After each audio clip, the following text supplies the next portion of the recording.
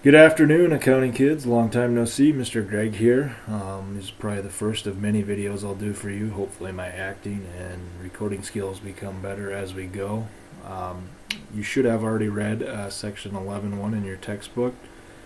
In these videos I'm going to be going over some tidbits, what I think you should know, and hopefully this helps you to figure out what you're doing. In section 11.1 we're going to talk about an accounts payable ledger, and they do mention accounts receivable. Accounts payable and receivables always go hand in hand. One's this way and one's the opposite, yin and yang.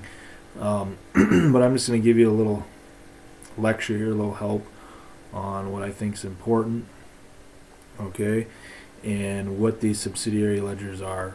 If you can remember from the first half of the year, after we journaled something, we posted those entries, those accounts, to a ledger. Okay, now in the second half of the year, you can tell it's a little bit more complicated with different journals that we have, and also now we're going to add a subsidiary ledger for accounts payable and a subsidiary ledger for accounts receivable. Okay, so if you look on page 298, a subsidiary ledger, a business needs to know the amount owed each vendor as well as the amount to be collected from each charged customer. Okay, so what you owe vendors, that'll go under the subsidiary journal accounts payable, or ledger, ledger accounts payable. What your customers owe you, that goes under the ledger accounts receivable. Okay, and each one of those, it's going to be like its own little ledger, where in the payables all you list is the payable accounts. In the accounts receivable ledger, all you list is the accounts receivable account. So it does kind of organize them in that fashion.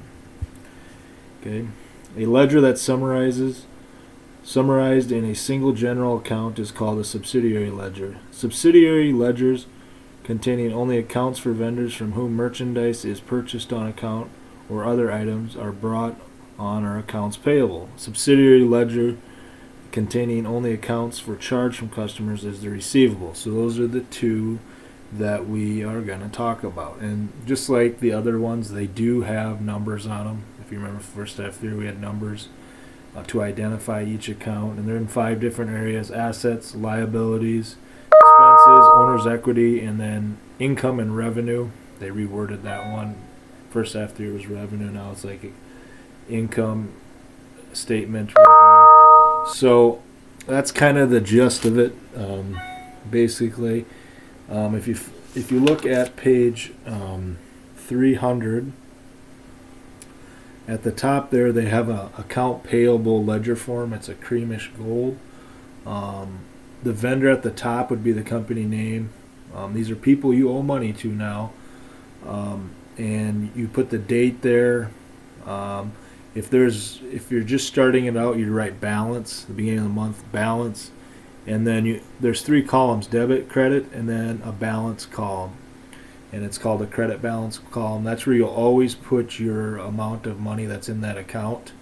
As you can see, the 2 debit and credit columns, that's where you will enter the amount of money based off of what you have taken it off of, whatever journal you take it off. So if I'm in the purchases journal and I take $200 out of there, and it's accounts payable credit in my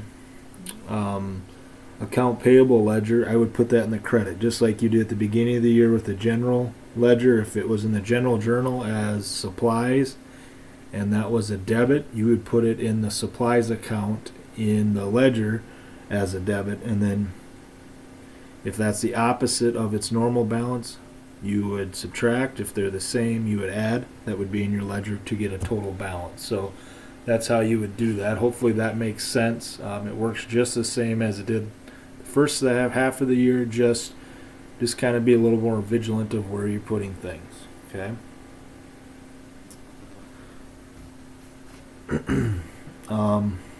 And that's a good spot, I think, to stop the first video. I'll have another one out here for you momentarily.